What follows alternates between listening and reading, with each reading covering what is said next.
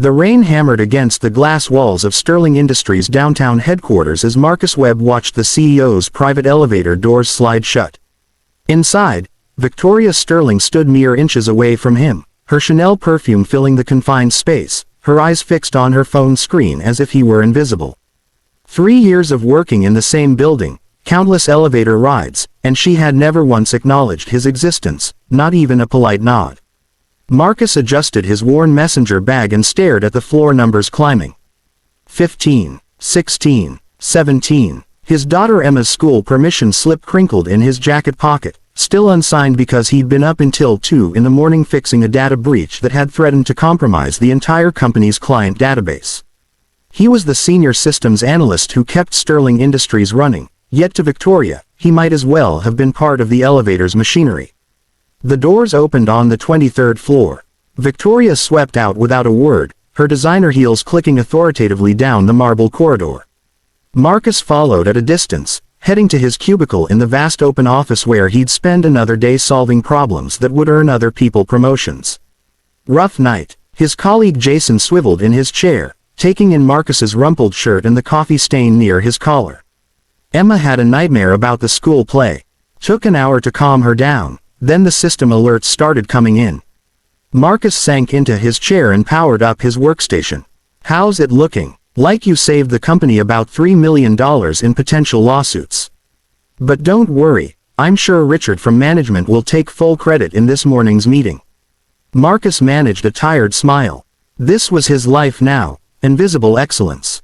Ever since his wife Sarah died 4 years ago, he'd been treading water, keeping his head just above the surface for Emma's sake. The 8-year-old was his entire world, and if that meant being overlooked at work so he could leave at 5 to pick her up from after-school care, so be it.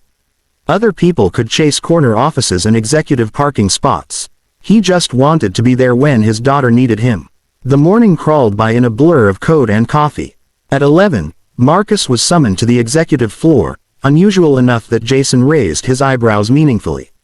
Marcus made his way back to those marble corridors, past assistants who looked through him and junior executives who stepped aside without acknowledgement. Victoria's office occupied the building's prime corner, offering panoramic views of the city skyline. Her assistant, a sharp-faced woman named Claire, barely glanced at him. Wait here. Marcus stood in the reception area, studying the awards and magazine covers that documented Victoria Sterling's meteoric rise. At 38, she'd taken her father's mid-sized tech firm and transformed it into an industry giant. Business Insider called her ruthless. Forbes said visionary. The employees had other words, usually spoken in whispers by the water cooler. Mr. Webb. Claire's voice cut through his thoughts. Ms. Sterling will see you now. The office was exactly as he'd imagined. Minimalist, expensive, dominated by a massive desk that seemed designed to intimidate. Victoria sat behind it, still focused on her computer screen. Marcus stood there for a full minute before she finally looked up. The data breach. Her voice was clipped, businesslike. I need to understand exactly what happened and how you fixed it.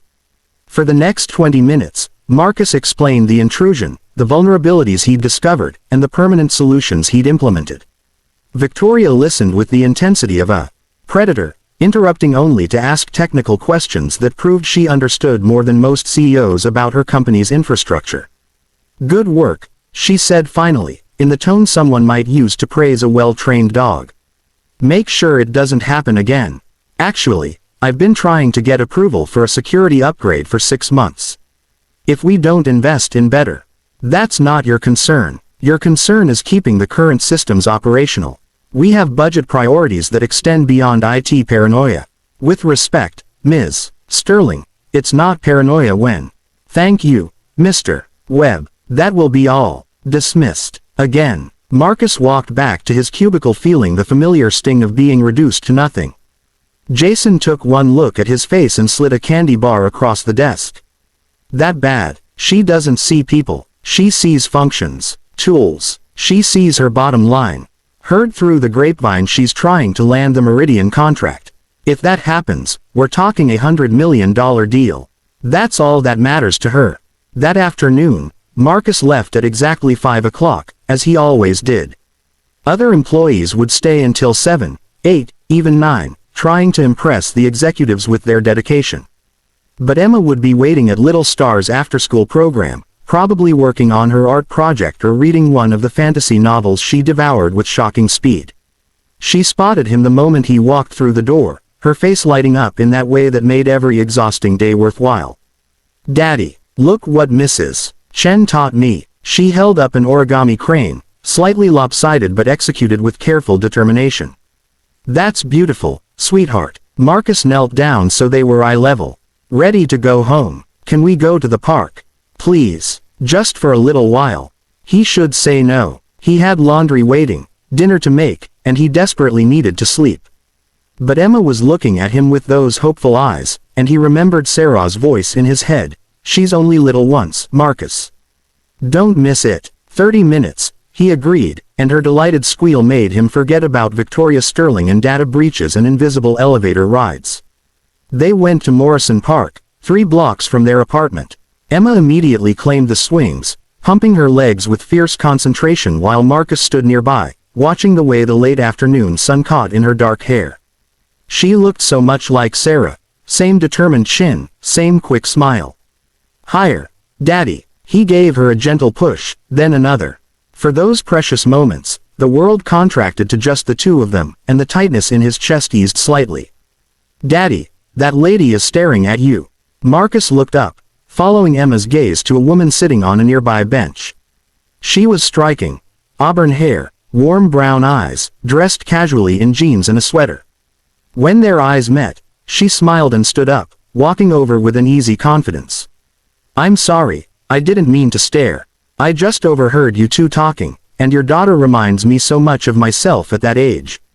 Fearless on the swings, she's definitely that." Marcus found himself smiling back.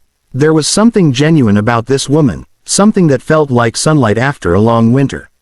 "I'm Rachel," she offered her hand. "Rachel Morrison. I just moved to the building across the street, and I'm trying to figure out the neighborhood. Is this park always this perfect?" "Pretty much. I'm Marcus, this is Emma." Emma had stopped swinging and was now studying Rachel with 8-year-old scrutiny. "Do you have kids?" Emma,